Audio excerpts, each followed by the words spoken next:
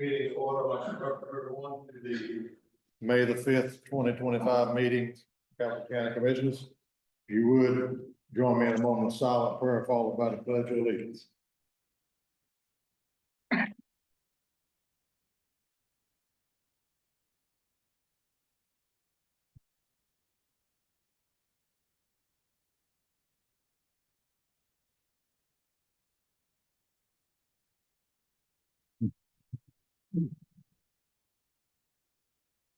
Pledge allegiance to the flag of the United States of America, to the republic which stands one nation under God, indivisible, liberty and justice for all.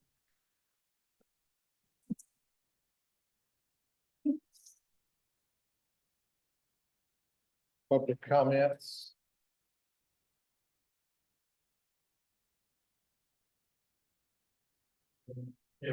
Comments. Each speaker will speak from the podium, begin their remarks by giving their name and stating whether or not they are residents of the county. Comments will be directed to the full board. Speaker comments are limited to a maximum of 3 minutes during the public comment period, and speakers must be courteous in their language and presentation.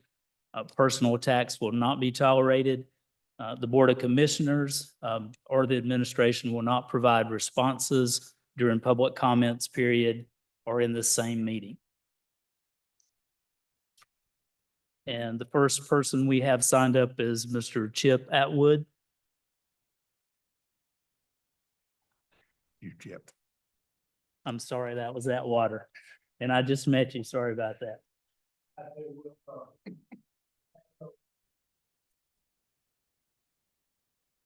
Okay, the next person we have signed up is Phil Barfield.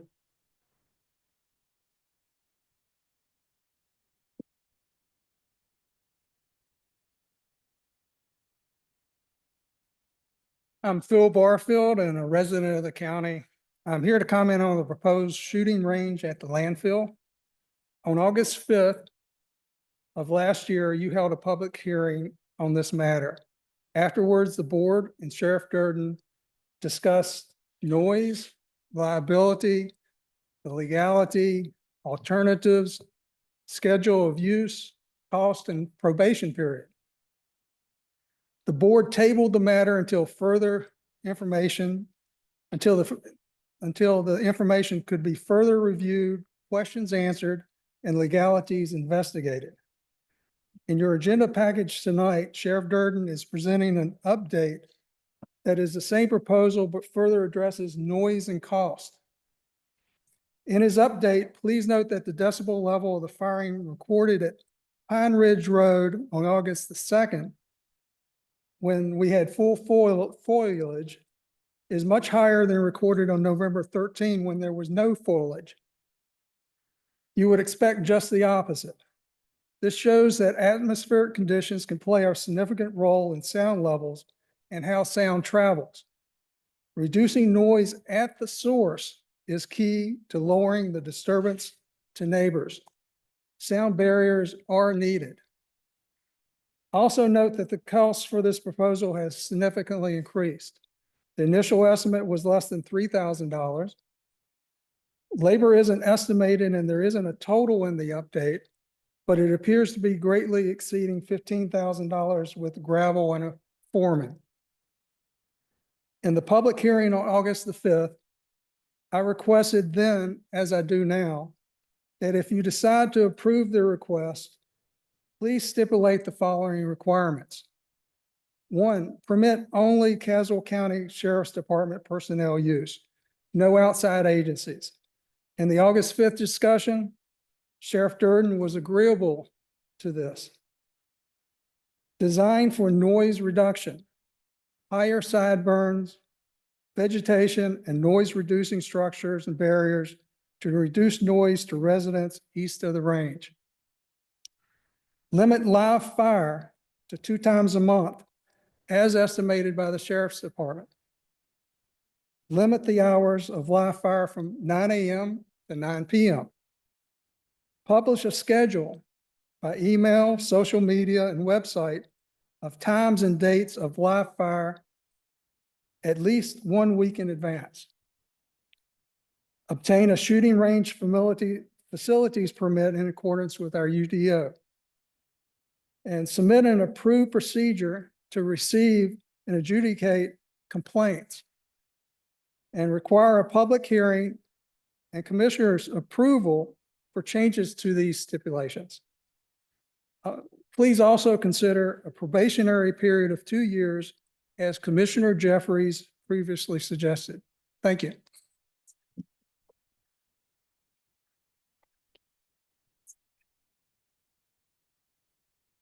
All right, thank you. And Mr. Chip Atwater would like to speak now.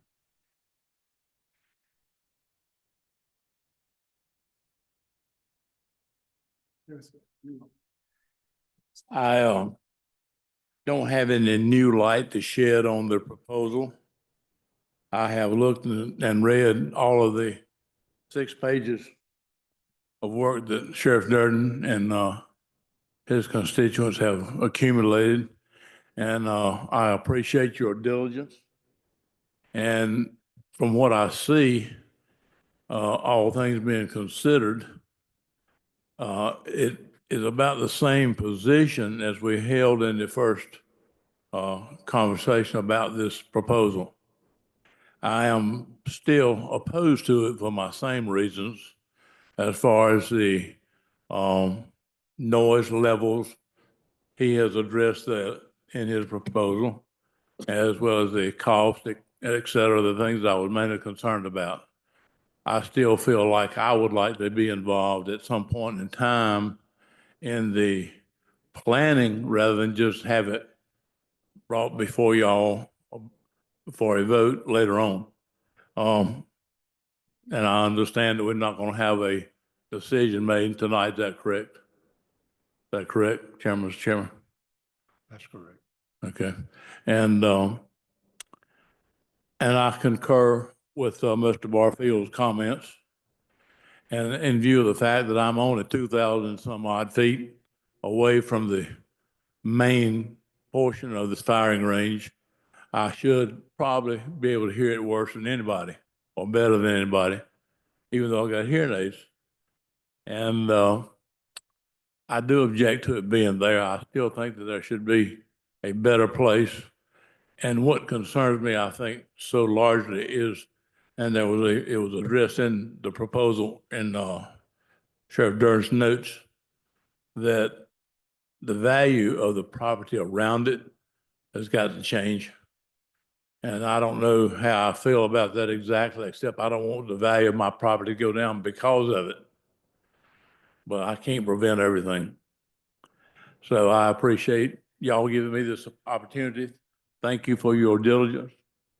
And the rest of you, we'll all try to support each other the best we possibly can. Thank you. And our next speaker signed up is Mr. Landon Woods.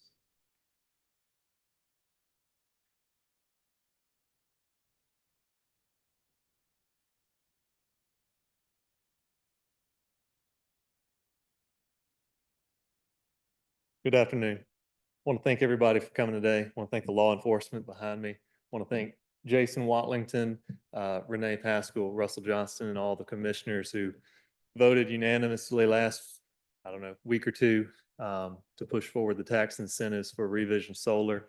That was a company I started about 8 years ago. All of our employees are local, and we plan on growing local. We travel to about 6 states, I think maybe 7 now. But all of our people that we hire are local, so we put a lot of miles on vehicles. We plan on growing here. On top of the people that we hired, 2 other entities in Caswell County were kind of either founded or continued operation. Our family farm, Woods Farm, which is in northern Caswell County, was able to lease tractors, bush hogs, trucks.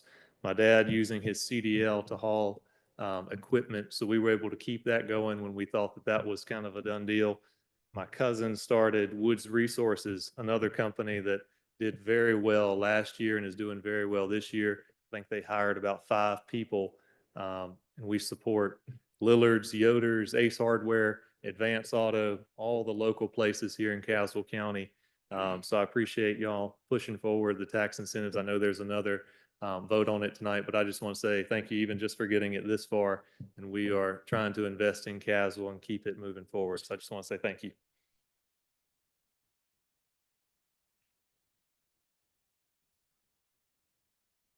That's all the speakers we have. Thank you. Okay, recognitions, Mr. Smith. Yes, sir, Mr. Chairman. I'd like to recognize our new county manager, Scott Whitaker. Scott, we have high expectations for you, but with your education, your background, and your staff, I'm sure you'll pull us through. Thank you. Thank you. Commissioner Totten. No. Commissioner Holt. Commissioner Rose. Nothing, Mr. Chairman. Commissioner Ingram. All right, moving on. Item 5, approval of the agenda. Do I have a motion to approve? So moved. Motion by Commissioner Smith, Second. second by Commissioner Rose. All those in favor, let it be known by saying aye. Aye. All those opposed, like sign. Motion carries. 22-23 audit. Mr. Chair, we have a representative this evening from Thompson, Price, Scott, Adams and Company coming up to present the 22-23 audit and its findings. And with that, I'll turn it over to you, sir. Thank you. Good evening. You should have a copy of the actual audit report and a smaller report, the presentation summary, which I'm going to jump from, if you don't mind. And if you'd be kind enough to turn to page 1, it'd be awesome. As you already know, we're catching up some of these back years. So some of the findings that we looked at last time in June 22 are almost verbatim what we're looking at here. And the response back to the state in that is going to be almost exactly the same because there's not been adequate time to correct it since the whole process started to catch things up. So having said that, probably the burning question is, when are we going to be caught up? So when John and I talked some, so just throwing it out there. Hopefully for June 30, 2024, we have a good trial balance to jump from by the end of the month. The goal would be to have it to the LGC in the month of July, and that I would see you sometime either in August or September. That would be the goal. On page 1, here under the qualitative aspects of accounting practices, there's a few phrases in each of the main paragraphs there. Appropriate accounting policies, we did agree with those. Accounting estimates, we're okay with that. The estimate of depreciation and the allowance for doubtful accounts on the bottom of the page in those 2 paragraphs, we're good with those. On the top of page 2, the financial statements are neutral, consistent, and clear. Though we did have challenges getting all the stuff together in terms of working with staff, et cetera, there were no difficulties there. To our knowledge, there are no uncorrected misstatements in the financial statements. There were no disagreements with management. Management did provide us with a representation letter dated April 28th. And then we're unaware that management consulted the outside accountants, auditors, et cetera, quote, opinion shopping, if you will. And then under other findings or issues, if I hit these fairly quick, it's because we've been down this road before, and it's not going to change a whole lot till we get, some of these might come off in June 30, 2024, but the goal would be for most of these to come off for the June 2025 audit. The audit report's late, obviously. Various key processes were not completed timely, particularly during the year-end closing. The changes in finance staff created significant challenges, and that's why John is here. On page 3, the EMS receivable balances and the allowance have to be reviewed and adjusted throughout the year to get an accurate reflection of billings. Efforts should be made to ensure that all negative fund balances are cleared up and that all projects that have been completed are closed on the general ledger. The county needs to review the depreciation schedule and prepare a list of assets that have been disposed of.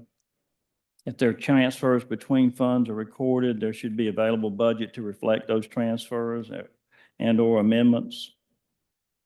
If the county has one outstanding loan associated with a revolving loan fund that's in the arrears, it needs to be addressed. There were prior period adjustments again as we go through all the detail.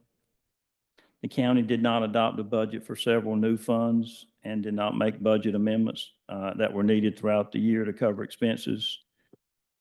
Adequate documentation was not obtained throughout the year to substantiate all the transactions recorded. 2 departments, Register of Deeds and Inspections, were noted for not complying with the daily deposit general statutes. And then board approval was not obtained for some of the tax releases and refunds. The county did not withhold FICA on retirement contributions. And the county's checks did not have the required pre-audit verbiage on the face of the check. If you want some late night reading, each of these, I think there's 17 if my memory's right on this, in the back of the audit are where all the findings in great detail along with the county's response is to that. What also has to be done, go ahead and say this. Everything that I read you again appears starting on page 12. And the staff will have to prepare a response back to the LGC for that, of which you will have to read and sign off on that for it to go back to the local government commission, I think within 60 days from today's meeting. And then if you'd be kind enough to flip over to page 4. As in the past, what we attempt to do here is put some of the key numbers that you would want to be able to see fairly readily in this first column, and then put the 4 prior year audit reports beside those so that you're not just looking at a number without any context, if you will. So you can see total fund balance in your general fund at 16.2 million. If you go back to 2019, that same number is 8.4 million. So a nice increase over that time period. The unavailable fund balance is 7,050,000. The restricted is 12.8 million. The general fund expenditures at 30.3. The fund balance available as a percentage is 30.15. And the unassigned fund balance at 3.3 million. Unassigned fund balance as a percentage is 11%.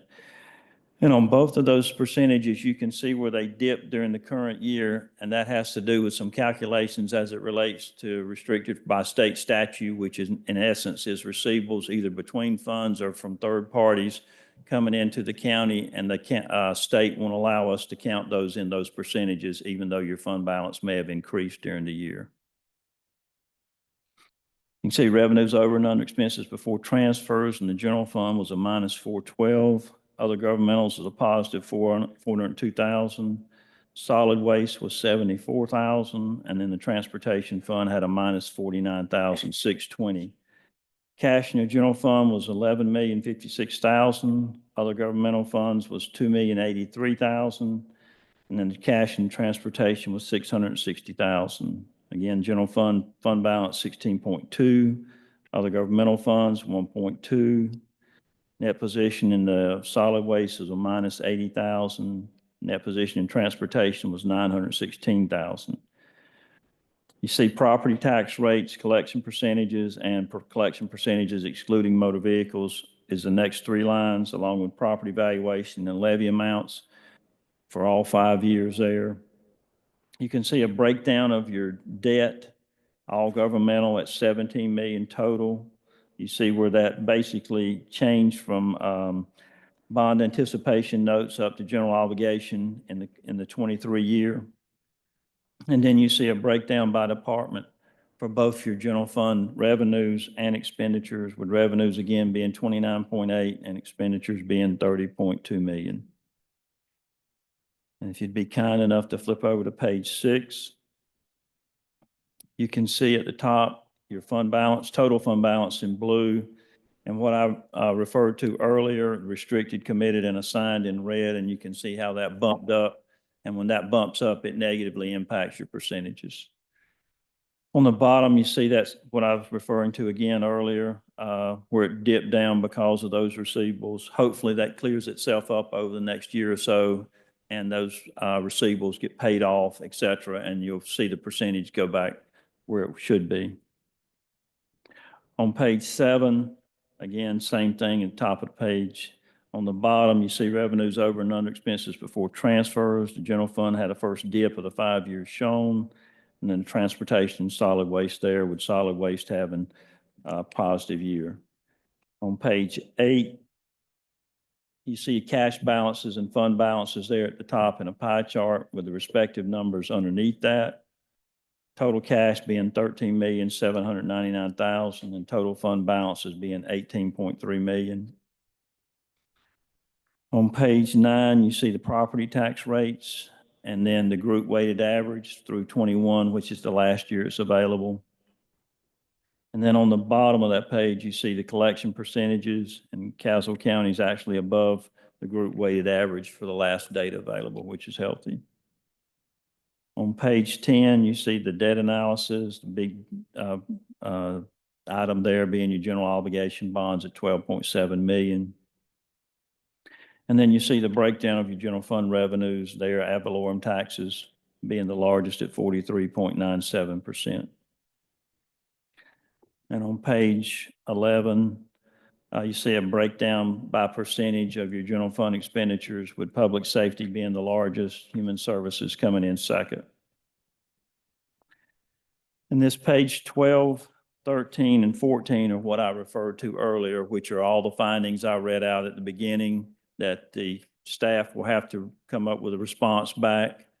And then you'll have to read through those and sign off on how you're going to fix it. Many of the findings in the back of the larger report refer to it's a repeat finding, the same response as prior year. There's just not enough time to correct it when the year is already passed. You can't fix something when the time is behind you. So with that said, I'm happy to answer any questions you have of me, not just tonight, but anytime you got a question, please feel free to give me a call. Questions, gentlemen? Mr. Chairman, Yes. I did note that the investment earnings increased significantly from 22 to 23. Do you know the findings behind that? I think our earnings increased to 396,000 from 22,000. It's just an interest rate factor, in all honesty. Right. And you probably see a significant increase, or that at least that amount stay true for the year end June 30, 24. Mr. Chairman. Yes. Mr. Thompson, you did say that your communications, or I guess your presentation to us here on your findings, you said it comes up each time the same thing, but that's not saying that staff has not corrected the problems from one year to the next. It's because we're already halfway or 3/4 through that cycle, correct? That's correct. Yes, sir. And that's where hopefully you will see a decrease in findings for the year end June 30, 24, and a further decrease for the year end June 30, 25. Because when we're going back and looking at 22 and 23, if the time period's already gone, you can't really correct something that's happened in the past. So our expectation is that for the year end June 30, 2024, we would have less findings, and that would continue with even less findings for June 30, 2025. Thank you. Yes, sir. Any more questions? Mr. Chairman, Yes. I did see where there were 4 different departments that overspent their budgets. Sheriff's Department, almost $500,000. The admin was 125,000. Fleet Management, 272,000, and debt service, 324,000. Correct. Yes, sir. Is that just a poor budget, or expenses ran into we didn't anticipate, or? It's poor management through the process. That's what it is. Even if the budget was wrong in the beginning, not making budget amendments, which is one of the findings in here, and or having the proper budget at the beginning, there's no viable excuse for that happening. Based on what you see, you've analyzed everything. Did we gain or lose strength in 2023? The county, financial strength? I think we did gain strength. The issue is it didn't turn into cash because the receivables are so high. And you can see where the cash actually dipped a little bit in your general fund, even though the total fund balance did increase. Good evening. If I could address those over budget items, the majority of those items, the Sheriff's Department and Fleet Management, were the result of a change in GASB standards on lease accounting. And that was not anticipated when the budget was built. That wasn't anticipated in '24. So yes, that should have been anticipated, but it was new accounting standards that the full implication of those weren't understood. And on the receivables, when the county was building the high school, there was a significant amount of the lottery monies that were not drawn down timely. And that's the biggest receivable that's sitting on the books at June 30th of '23 that has since been collected. So that, I believe that was collected during FY '24. So that will go away, which will restore the fund balance up to its previous level. Well, thanks for explaining that, because I was concerned that the unassigned fund balance dropped so much. No, the state requires, in my opinion, it's a stupid calculation that they require you to set aside those receivables in a restricted fund balance, even though the auditors won't let us accrue them unless we've received them. So you should see that corrected in '24. Thank you.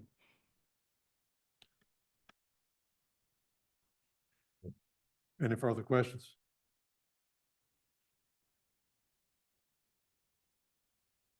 Right. I guess we need a motion to accept the audit. Do I have a motion to accept the audit 23? So moved.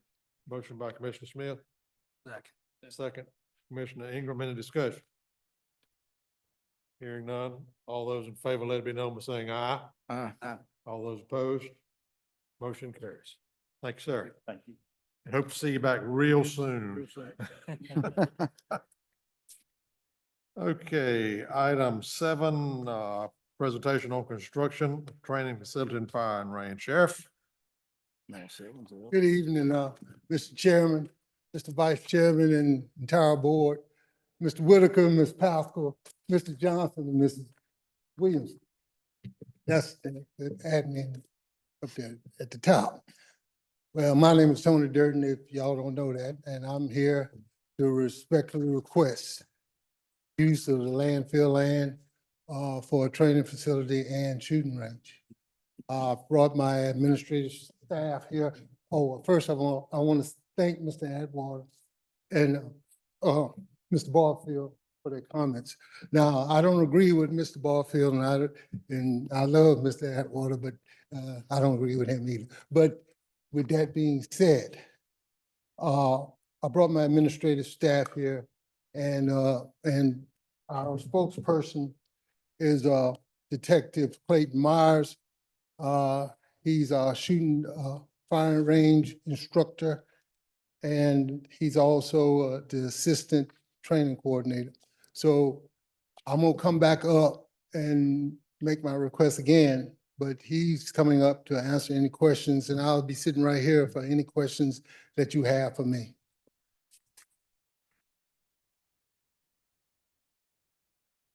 Good evening. You guys were presented with the packet in reference to the firing range. We're looking to build our own firing range there at the landfill so we can bring our staff up to standards. We feel that the landfill area, 85 to 90% of your firing ranges and law enforcement are built on the landfill because you can't use it for anything else. And we want a place where we can call our own, that we can go up there and train and get our officers up to that appropriate level. I mean, if you've got any specific questions, I'm more than happy to answer them. Mr. Chairman. Thank you, Mr. Myers. I know when y'all did the proposal back, last time, there were some questions that I did have. I know Mr. Barfield brought up the issue of the decibel readings, when they were done this last time versus the time before. Can you explain why they would have been higher? That one particular, I don't know. We did it in August. Initially, when the foliage was off the trees, or on the trees. We did it again in November, with the county planner. He was able to secure an approved, decibel meter. And I have no clue why that one particular reading was higher. Couldn't tell. At the time these were, how many So we did it. shooters did you have shooting? So the first time we done it, we only had 3. Okay, When we did it again in November, we actually had 12 shooters, okay. and we shot every caliber of weapon that we normally shoot during firearms qualification. Do you know, or can you take me to that page of what that decibel reading would have been with those 12? I don't have the packet in front of me. I got the packet, but I'm trying to figure out which one it is. I'll call Jason up to have him. He's the one that actually took the readings, Okay. the old ones. Which one was higher? So in August, I did purchase through the planning department a decibel meter. Right. And I took these readings October 13th. I'll note that there was clear that day. The sun was shining. Winds were about 6 to 7 east northeast on all of these readings. We took our first reading at the landfill. We were just beside the property line at Mr. Atwater's property. We did 9 millimeters, 12 gauge shotguns, and then the patrol rifles. And there were 12 shots for each. We found that the 9 millimeters were at 53.9. The 12 gauge shotguns were at 48.1. And the patrol rifles were at 50.6. And this was with 12 men shooting at one time. Did you take a decibel reading of the landfill while it was in operation? Detective Myers did take some with his meter, which I think was through his cell phone. At that time, showing August 2nd on both of these readings, notes state that no shots were fired, just ambient noise and solid waste daily operations. Looking at a maximum reading of 92 and then a continuous at 54.4, which I assume was more of a base at that time.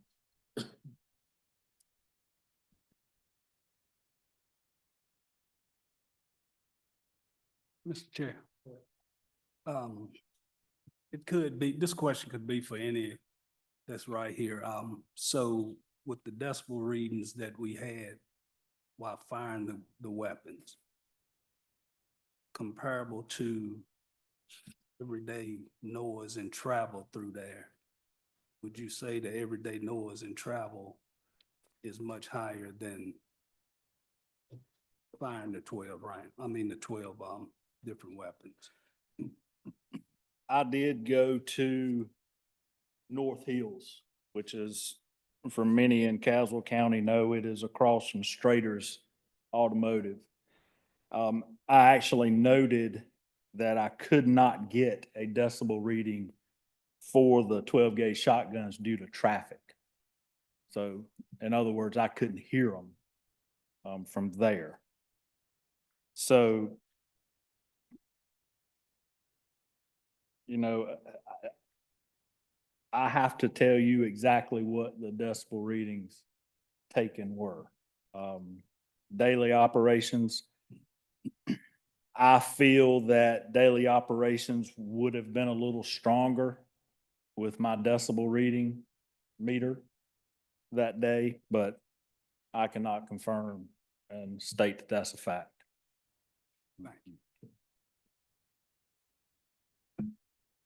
One more thing I can add, commissioners, is we done this in fall of the year.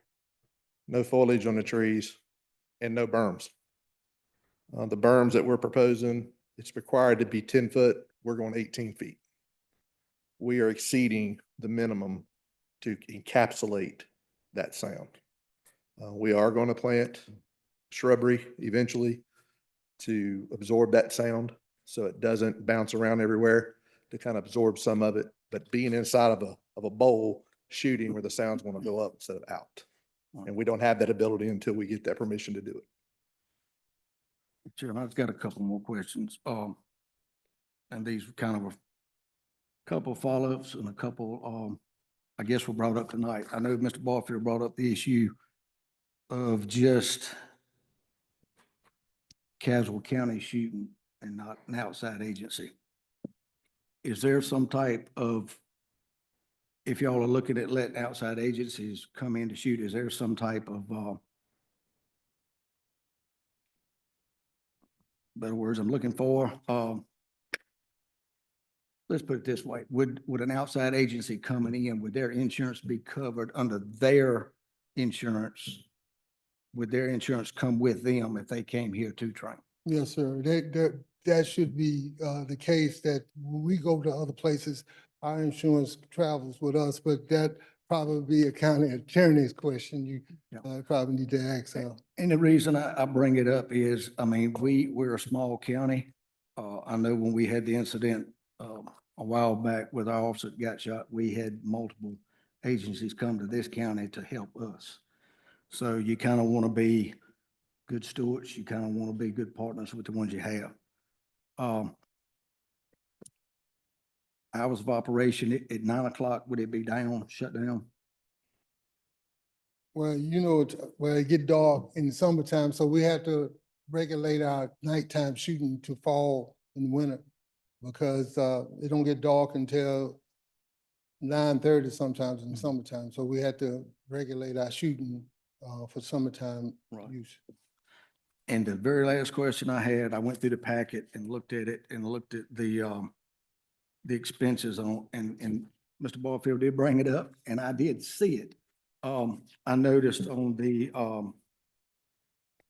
I guess it was at 40 hours, $40 an hour for Mr. Harris, it didn't have a total. Would there be some type of cap on that? No, there's a cap. We had this conversation today, but there's a cap that we looking at a 40 hours, and that's 1 week.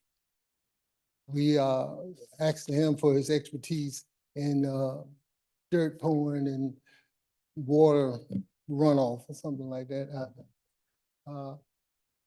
Detective Morrison explained it better than I, but that's pretty much in just what we paying him for. Right. One last thing, would this, depending on what this board decides to do, would this location be, would there be other training that could be done as far as K-9s having a place for them to train and other than firing range? Is there would this be a place that multiple trainings could be taking place? Yes, sir. It is. And one day, you know, probably after I leave sheriff, but one day this could be a training facility that the county could be proud of. That, you know, we're not asking for no money right now, but down the road, 10, 20 years from now, this can be a place that we could be proud of. Thank you. Mr. Chair, I have two questions for anybody. I didn't see, I was just concerned with safety, and I didn't see, it was written that the berms would be 10 feet. Yes, sir. So was that in the first proposal? That it would go to, that it would be 18? Yeah, that was in the first proposal, but the burns, well, and to be fair to you, Mr. Totten, we have a county ordinance, and I would believe that our shooting range would fall within the standards or the perimeters of the county ordinance for shooting ranges. And I think it's 2,000 feet 2,000 feet, so, the bullet, we don't have a bullet that travels more than 2,000 feet. And it is, I think I read parallel to the highway. It's parallel to the highway. Okay. Yes, sir. Thank you. Any other questions? I do have one question for sure.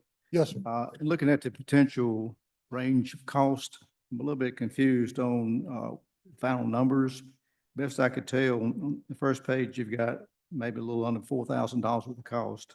Yes, sir. And then the back page, you've got your billings and so forth, which is going to be up to like $12,000. And then you've got your structure, which is $19,000. So what I'm seeing is approximately $35,000. Does that sound in the range of what you're looking at? Well, anything that we can't pay for, we don't get.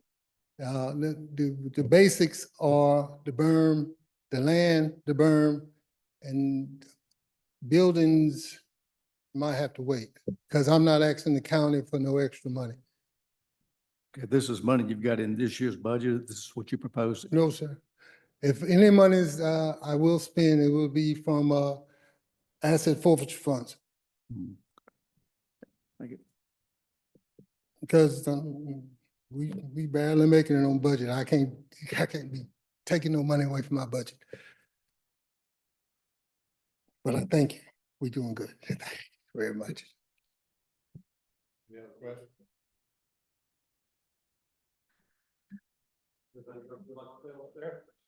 Thank you. And I want to say it again, I respectfully request the use of the landfill for training and the shooting range. God bless. All right, Ms. Pascal. 25-26 recommended budget. Thank you.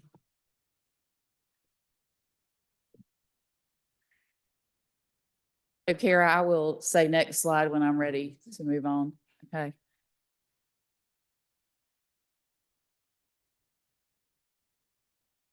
So Ms. Pascal's private request is that you not be looking at that until she gets done with her presentation. Well, that is the presentation. I will pass the budget out at the end, but if you don't mind, we'll flip through the presentation first. I have a few things to say kind of off the bat, and the first is, this is my recommendation. We've been working on the budget since the end of January. It is not Scott's. He has been here on the job 1 week. I'm sure Scott would have done everything in his power to help us and assist us. But if you have blame to throw, you throw that blame at me. This is my budget. I've worked in 5 different counties in North Carolina over the last 32 years, including 2 of the largest.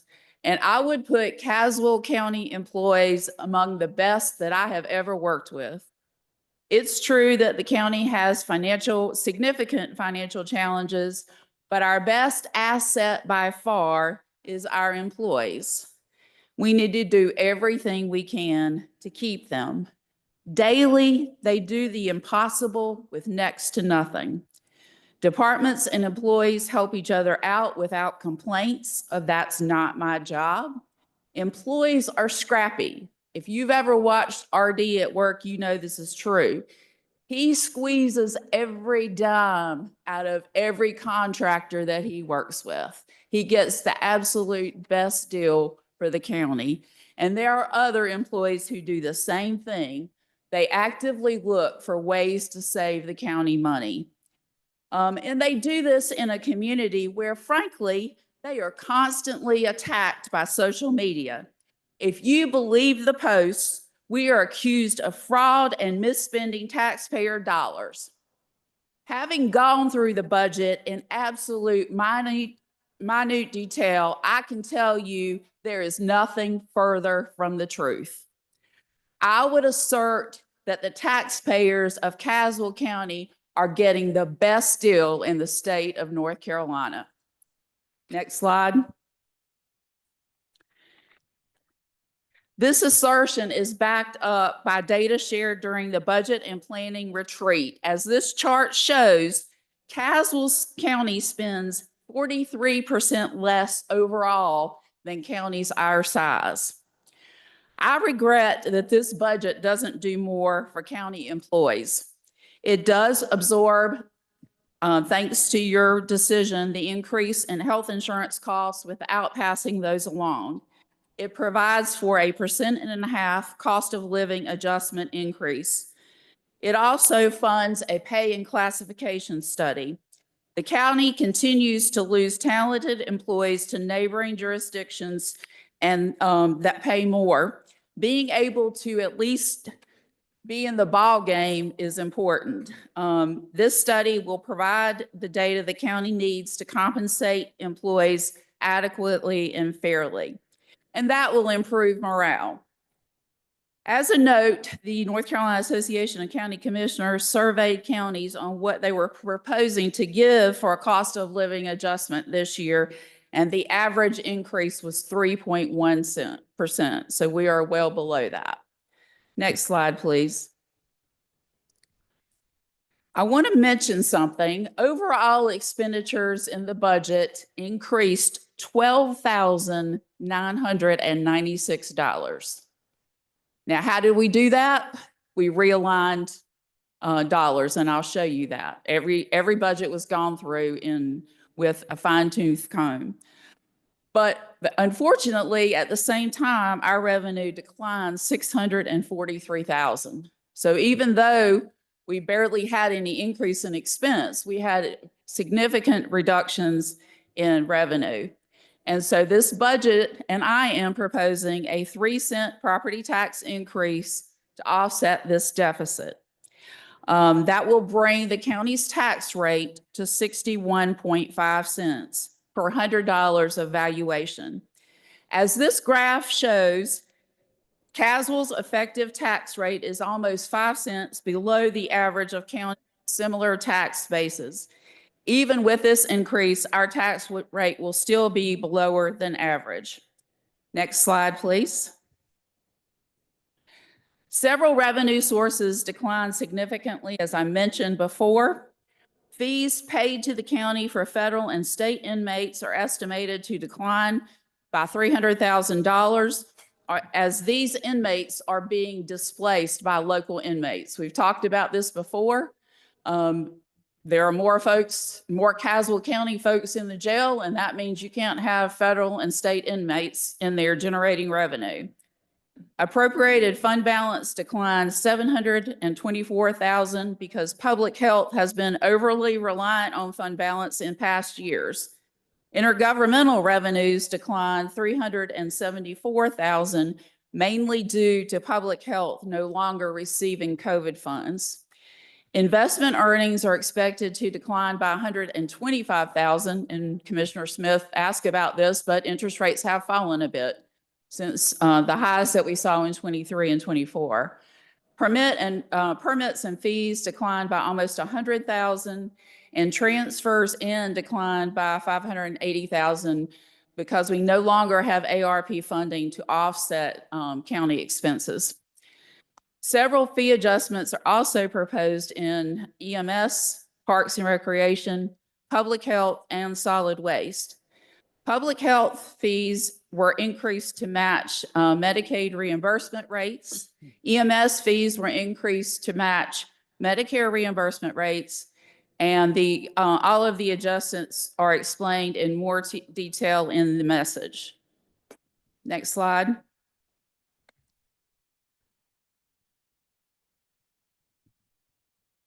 I am proposing a major change in how the solid waste fee is administered.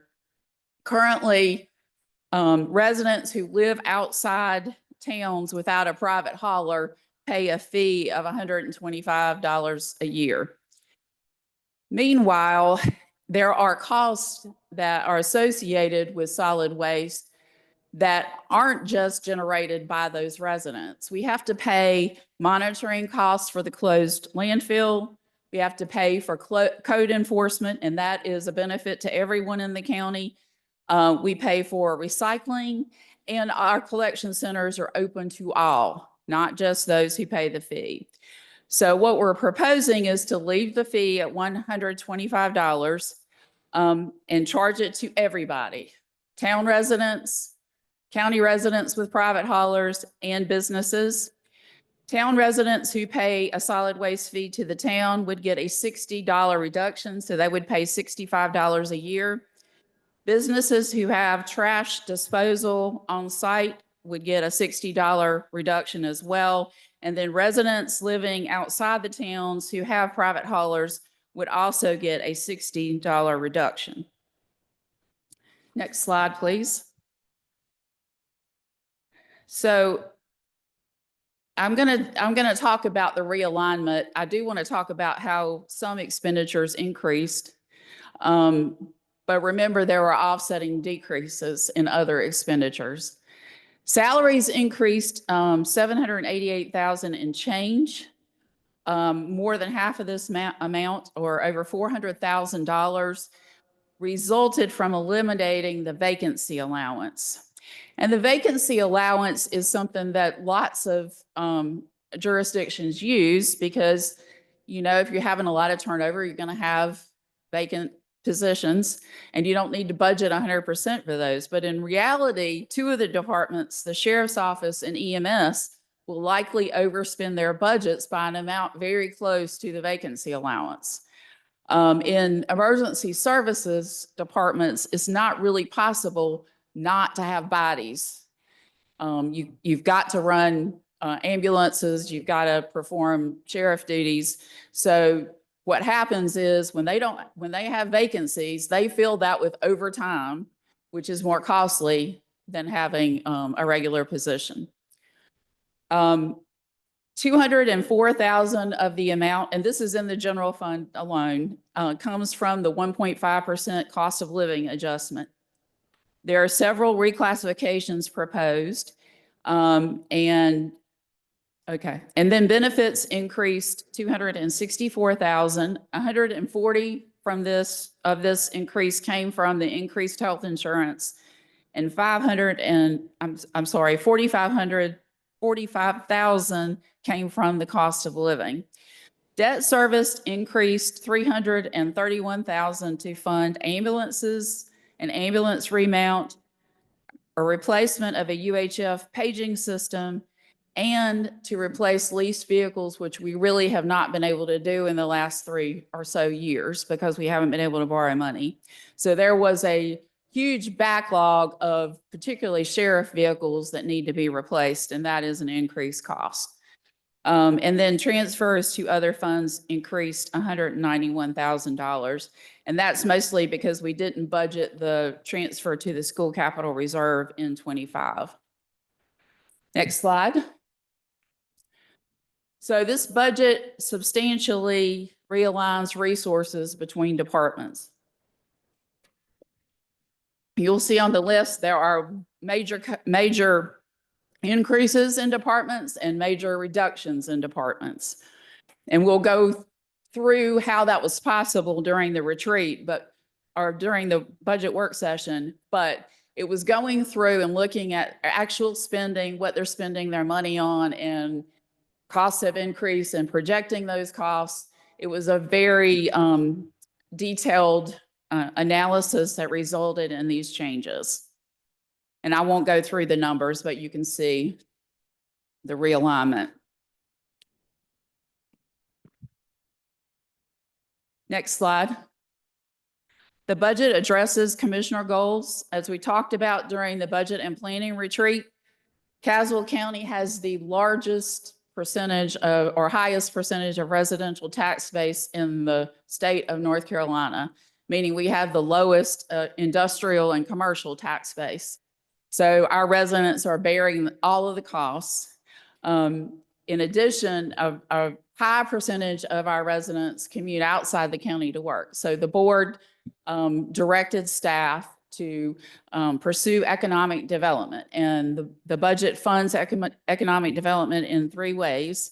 First, it provides $50,000 for a contract economic developer. Second, it funds the due diligence on the Pelham site what is remaining, we are assuming that we get the Golden Leaf grant to fund 50,000 of that. It funds the remainder. And then 48,000 is included for a land use development plan. As we talked about during the retreat, we're starting to see some residential growth in the county.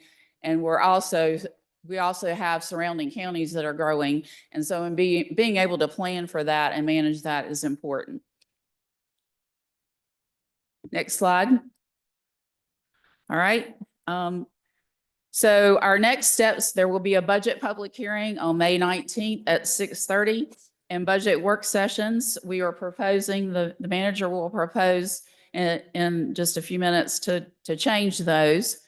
And if you have any questions in the meantime, please send those to me. If there's information or data that you need, please ask. I'll be glad to provide that ahead of the work session. I want to thank you for the opportunity to assist Caswell County. I have enjoyed my time here and appreciate the board's strong support. In fact, Chairman Yarborough, I've worked with, I don't know how many chairmen over my career, and you are a very good one. I give special thanks to Jonna Sharp, Melissa Miller, and county department heads for their expertise and attention to needed changes and improvements.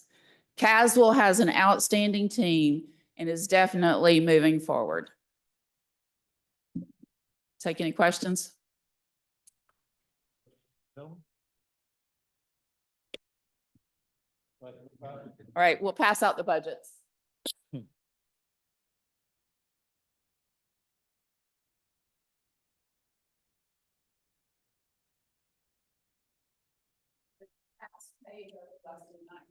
All the agency funds, so I printed out all those.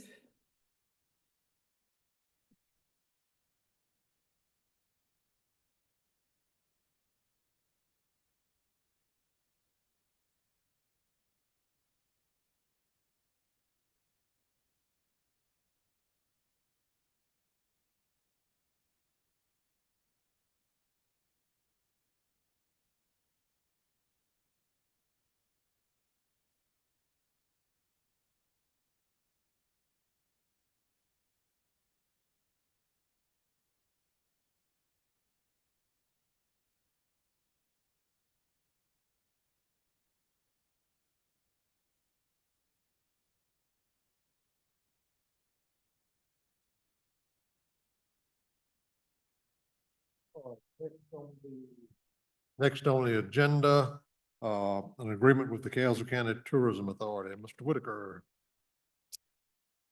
So the authority was established to promote travel and tourism as a public authority. And that specifically says an act to authorize Caswell County and the town of Yanceyville to levy a room occupancy tax. This legislation provides the Caswell County Finance Officer shall be the ex officio finance officer of the authority. And the authority desires for the county to serve as the fiscal agent for the authority. So the attached agreement memorializes this arrangement between Caswell County and the authority itself. And this item is before you for just discussion this evening. And our county attorney has not reviewed that agreement. I believe that's right yet. That's correct. And pending that review, a final agreement will be presented at the next May 19th meeting. Any questions, gentlemen? No. All right. So Russell, you gonna check this out and look it over before the next meeting? Yes, sir, Mr. Chairman, I will. All right. Thank you.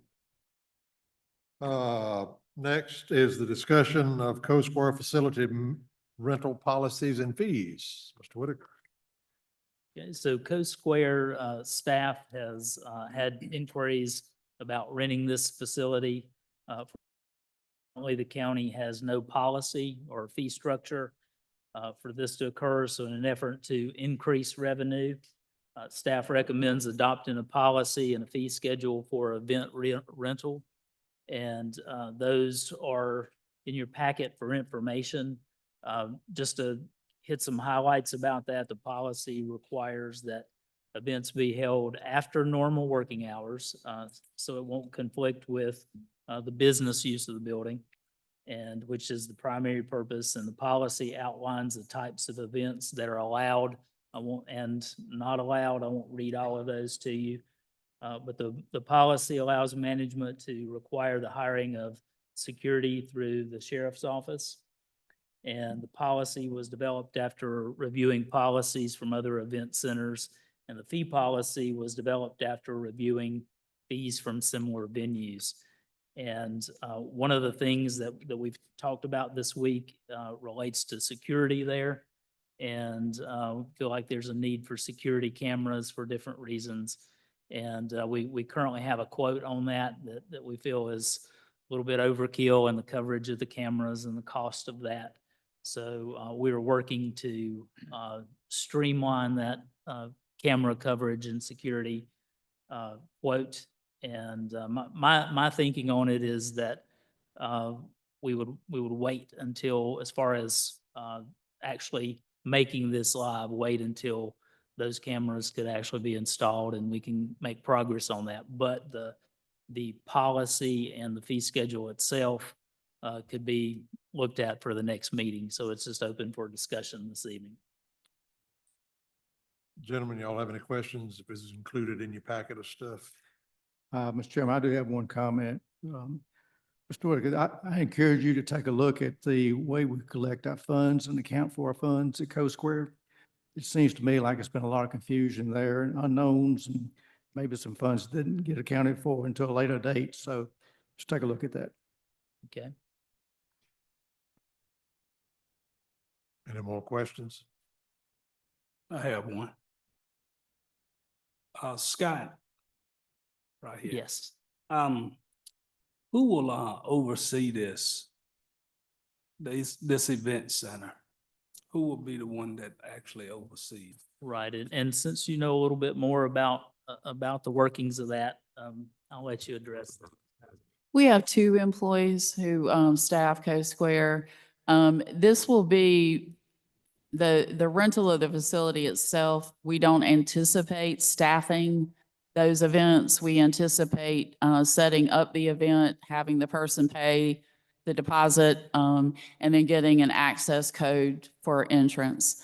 But if something needs security, we also would go to the sheriff's office and have that. Thank Mr. Chairman. Yes, sir. Would that be something that the party is going to be responsible for paying for? As far as The security, yes. Any more questions? All right, we'll take this up at our next meeting. Okay, appointment of Scott Whitaker as Caswell County Clerk to the board. Scott, you gave me the oath of office, but I need to ask the attorney, do I have the authority to swear him in as clerk? Do I have the authority? Yes, sir, Mr. Chairman. Okay. That would All fall right. within your purview. Good enough, good enough.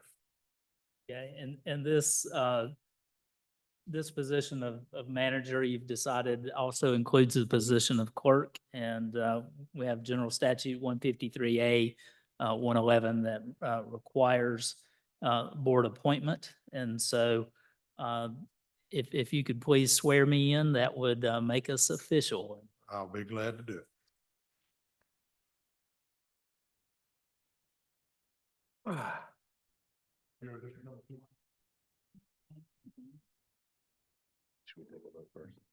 Mr. Chair, Yes, sir. I apologize. If the board could take the There's vote one- first There's a motion. and then swear Mr. Whitaker in. Thank you. I have a motion to appoint Scott Whitaker as clerk of the board. Make a motion. Commissioner Smith, second. Commissioner Hickman, any discussion? All those in favor, let me know by saying aye. Aye. All those opposed, motion carries. You repeat after me. I, Scott Whitaker, I, Scott Whitaker, do solemnly and sincerely swear do solemnly and sincerely swear that I will support the Constitution of the United States, that I will support the Constitution of the United States, that I will allegiance to the state of North Carolina, that I will be faithful and bear true allegiance to the state of North Carolina and to the constitutional powers and the authorities which are and may be established for the government thereof, and that I will endeavor to support, maintain, and defend the Constitution of said state, maintain, defend, and I missed the Constitution of said state, not inconsistent with not inconsistent with the Constitution of the United States, the Constitution of the United States, to the best of my knowledge and abilities, so help me God. Thank you. Thank you.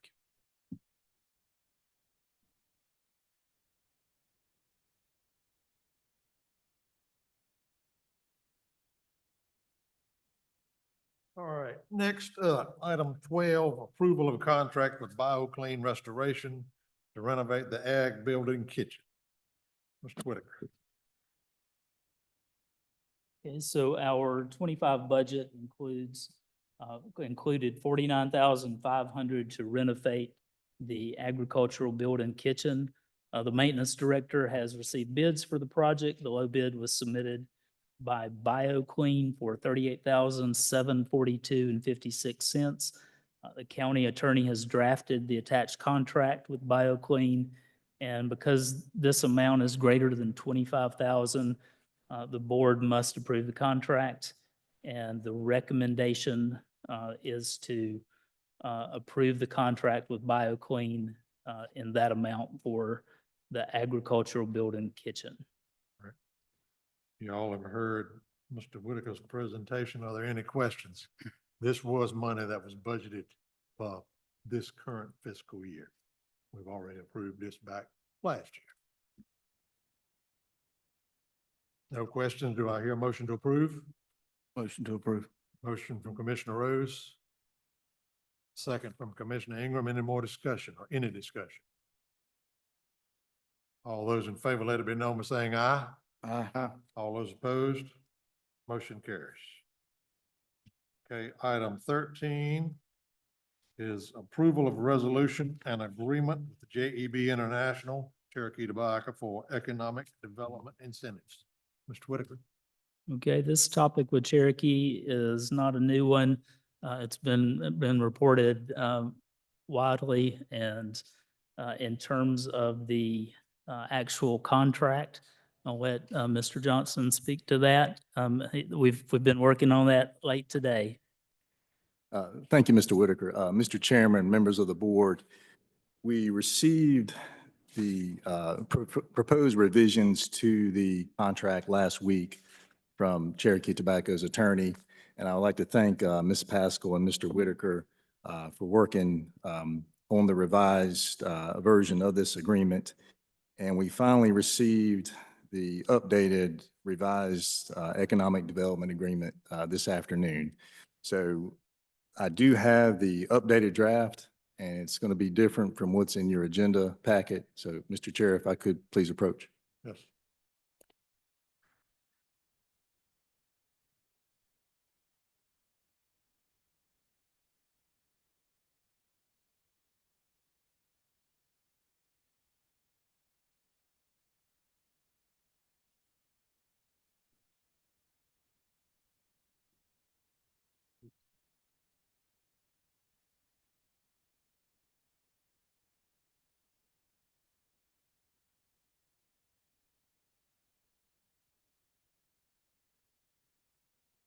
So, Mr. Chair, the material terms of the agreement do not alter the agreement that is in your agenda packet.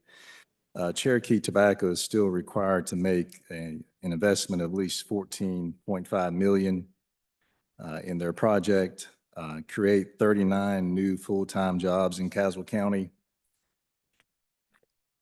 And the maximum amount of cash tax rebate incentives that they can receive is $291,768.75.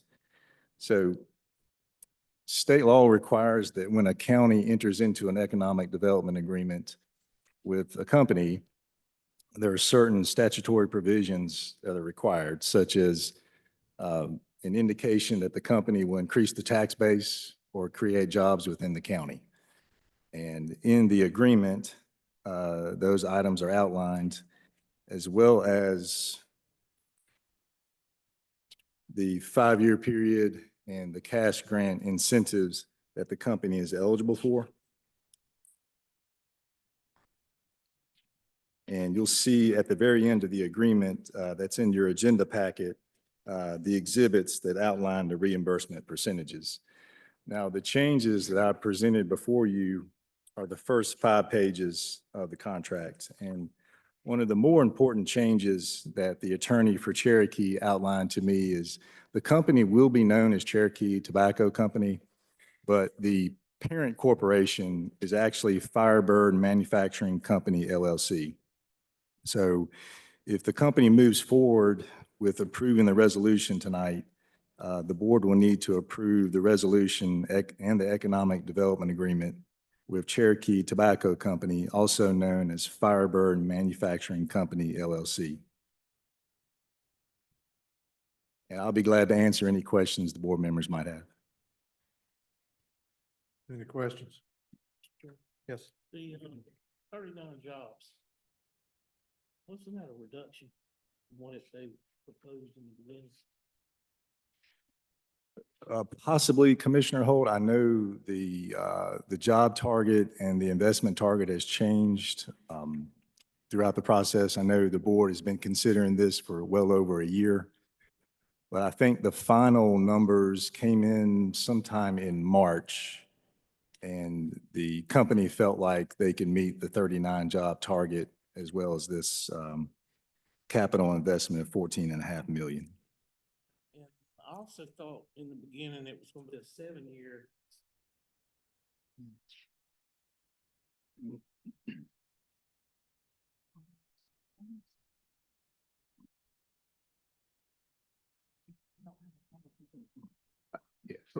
Thank you. You asking it's 7 years for the incentives themselves? Right. I'll take a look at the county's incentive policy, but I don't think it allows for a 7-year projection. To the best of my knowledge, it was always a 5-year target.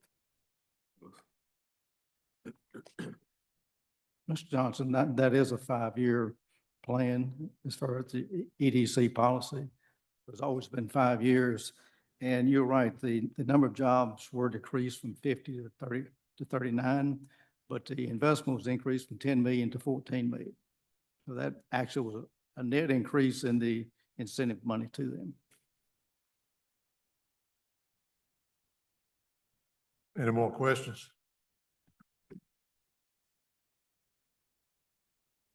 All right, I need a motion to approve the resolution. And I'm guessing, Mr. Johnston, we should strike that JEB International. Yes, sir, Mr. We are Chair. approving it for Cherokee Tobacco, correct? Yes, sir, Mr. Chair. If the board decides to move forward with the resolution, we would need a motion to approve the resolution of Cherokee Tobacco Company, also known as Firebird Manufacturing Company, LLC.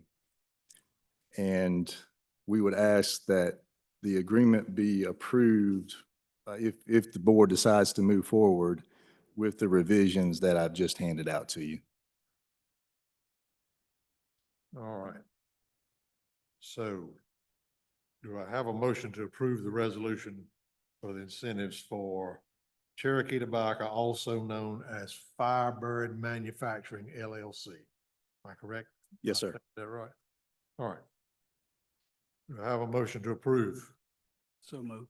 Motion from Commissioner Ingram. Do I have a second? Second. Second from Commissioner Totten. Any discussion? All those in favor, let it be known by saying aye. Aye. All those opposed? No. Motion carries. All right, item 14, approval of resolution and agreement with Revision Solar for economic development incentives. So Revision Solar currently operates in Caswell County on a family farm. The company employs 18 people and maintains solar farms from Pennsylvania to Georgia. The company's requesting economic development incentives, and we've already mentioned the incentive policy for economic development. And They have provided the following information on the project in relation to this policy, and it has been scored. And in terms of estimated taxes, increase of approximately $7,300, estimated cash incentive of $4,387. And I'm sorry, I missed that. That's on the front page. I was looking at this instead of this part. Yeah, so they've given us a range of investment from 250 to 500,000. So the memo shows you the estimated incentives at the low end and at the high end. You have anything to add, Mr. Johnston, on this one? Just briefly, Mr. Chairman, so the resolution and the economic development agreement before you would obligate Revision Solar to add 5 new full-time jobs and a minimum investment of $251,000. And the maximum cash incentives for the company is capped at $8,775. And you heard Mr. Wood speak during public comments, and he's still present in case the board has any questions for him. Any questions, commissioners? Mr. Chairman, I do have a question.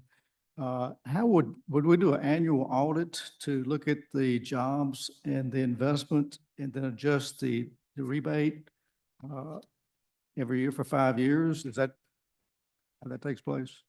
That's my understanding, Commissioner Smith. The company would present the numbers to the county, and if the numbers meet the requirement, and if the property taxes have been paid, then the company will receive a reimbursement based upon that tax payment and the agreement. Any more questions? And I think with both of these, if I'm not mistaken, it's a rebate on property tax. They have to pay the tax and fulfill the requirement. And if they do, they get a certain percentage rebate, 5 years. That's correct. Yes, sir. Do I have a motion to approve a resolution with Revision Solar? Motion to approve. I have a motion from Commissioner Rose, Second. second from Commissioner Ingram. Any discussion? All those in favor, let it be known by saying aye. Aye. All those opposed, motion carries. All right, item 15, revision to the 26 budget calendar and set dates for budget work. So you have the budget calendar there in front of you that has been approved in the past, and the recommendation is to amend the calendar to revise the dates, particularly for the work session of May 28th from 8 a.m. to 5 p.m. And then if needed, June 2nd from 1 p.m. to 5 p.m. And the library is available for both of those dates. So if you would like to consider that for your meeting location.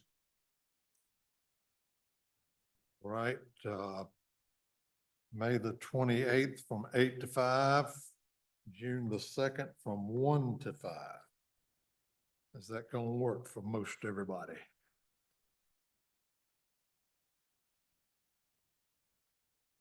Do I have a motion to approve those dates and times at the library? It's much more conducive than this room is.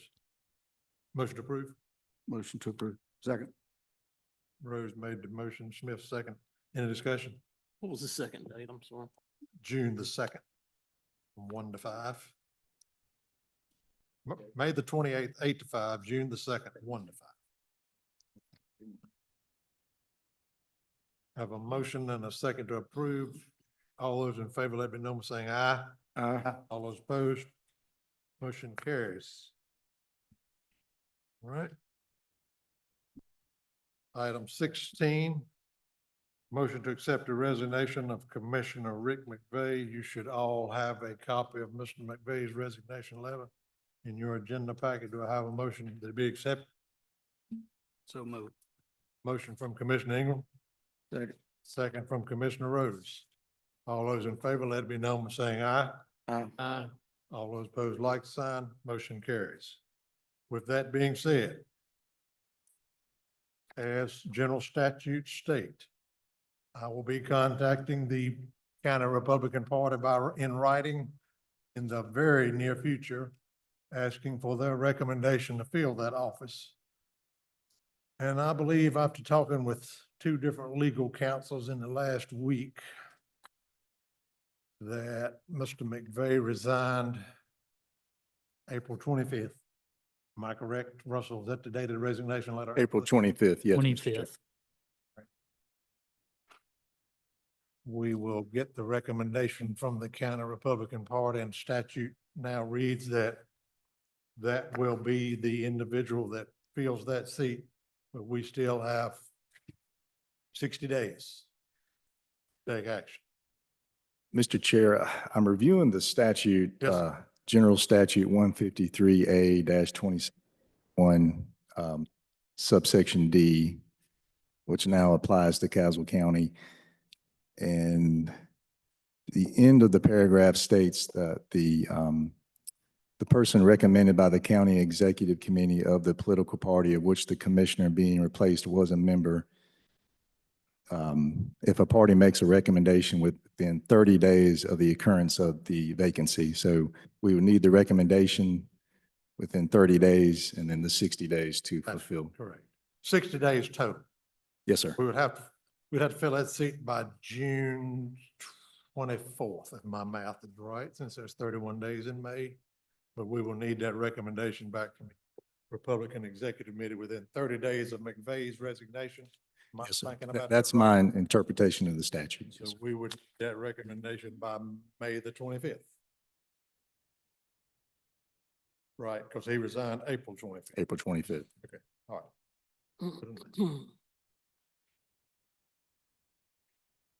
All right, any updates, Mr. Johnson? 1 minute.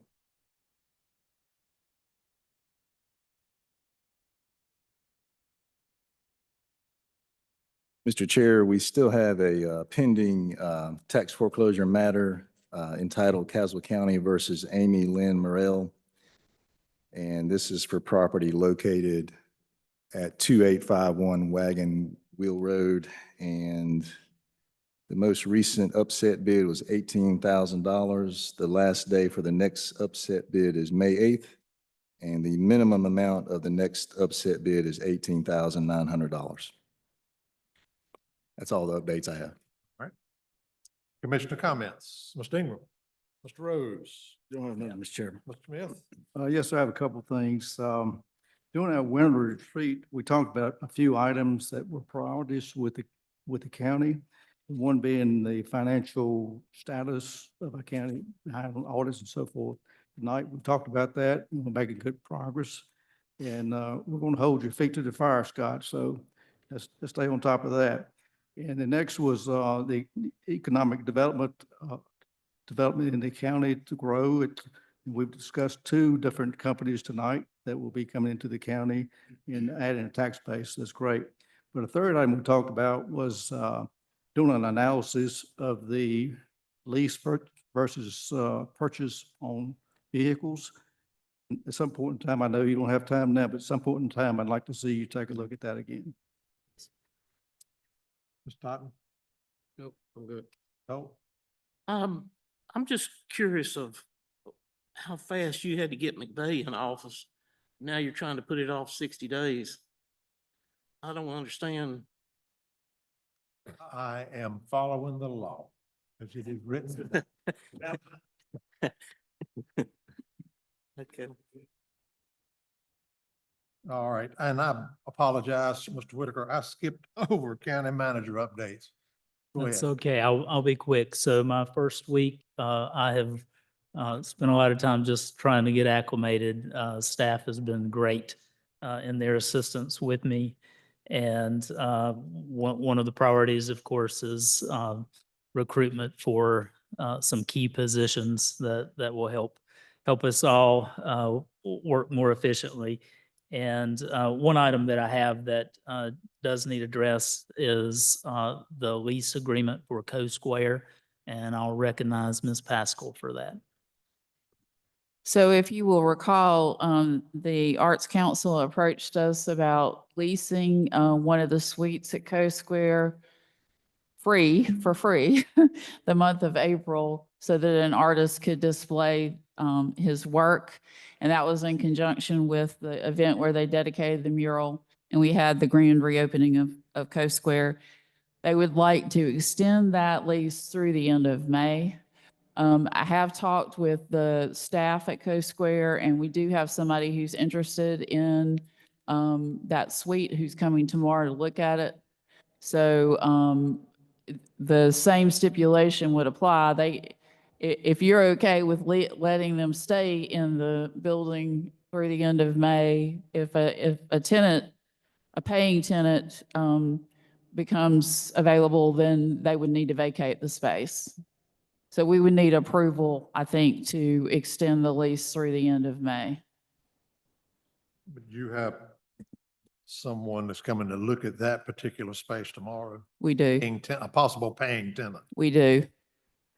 and the paying tenant would definitely take priority over the freebie, so to speak. All right. Absolutely. What's the pleasure of the board? If the Arts Council wants another free month, well, it'll be about 3 weeks now, yeah. I'm fine with it unless, like Ms. Pascal said, unless this tenant is ready to move in and pay. And if that's the case, I think we need to let them have it. Any other comments, questions?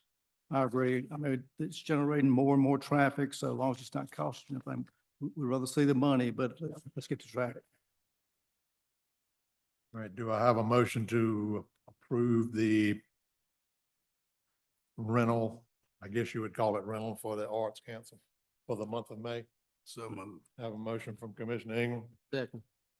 second from Commissioner Totten. Any discussion? Not all those in favor, let it be known by saying aye. Aye. All those opposed? Motion carries. Okay, is that all, Mr. Whitaker? You have something else? You have anything else? That's all I've got. All right. And on commissioner comments, and I guess I probably should have done this during recognitions, and it kind of slipped my mind. All of y'all know that Sunday is Mother's Day. If your mother is still with us, please take time to wish her happy Mother's Day and tell her you love her. If she's gone on, just be thankful for the time that you had with her. All right, announcements and upcoming events. 15th of this month, joint meeting with Yanceville, Milton, and the county at Coast Square. On the 19th, Commissioners' regular meeting here in the courtroom, old courthouse, which we'll be having a public hearing on the budget, 25 and 26. June the 2nd, Commissioners' work session, and also May the 28th, Commissioners' work session. I think I'm right, 28th and the 2nd. All right. Closed session. To consult with an attorney employed or retained by the public body in order to preserve the attorney-client privilege between the attorney and the public body, and to consider and give instructions to attorney concerning the handling of a claim, which privilege is hereby acknowledged, North Carolina General Statute 143-318.11 subsection A3. Do I have a motion to go into closed session? So moved. Motion from Commissioner Smith, second Commissioner Rose. All those in favor, let it be known by saying aye. Uh-huh. All those opposed? We now set in closed session.